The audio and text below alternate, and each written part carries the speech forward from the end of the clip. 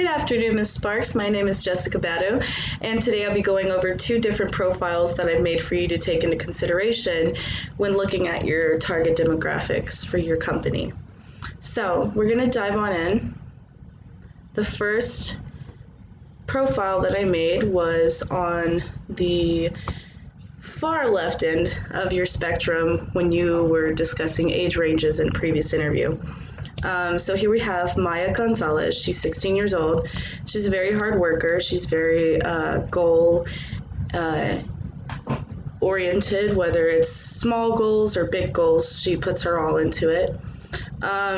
She's very interested in like having a social life, and she loves music and art and dancing like no one's watching, as we all do.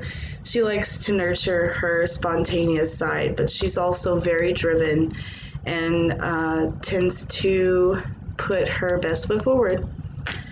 So I thought this would be a perfect profile since you wanted your company to maintain that friendly, empowering vibe.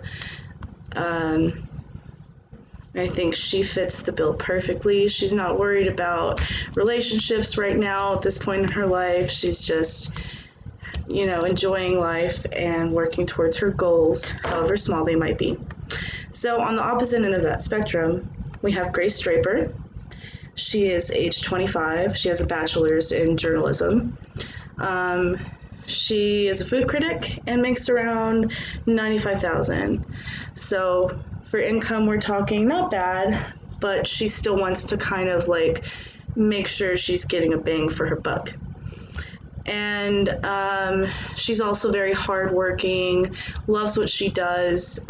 She loves having that sense of I'm helping people in my community, and she's very passionate about finding little things to share with the world, and taking in culture is very important to her. Socialization is important. She always makes time for herself, though. She's very into self-care, and also knowing how things work in the world is a very important aspect to her.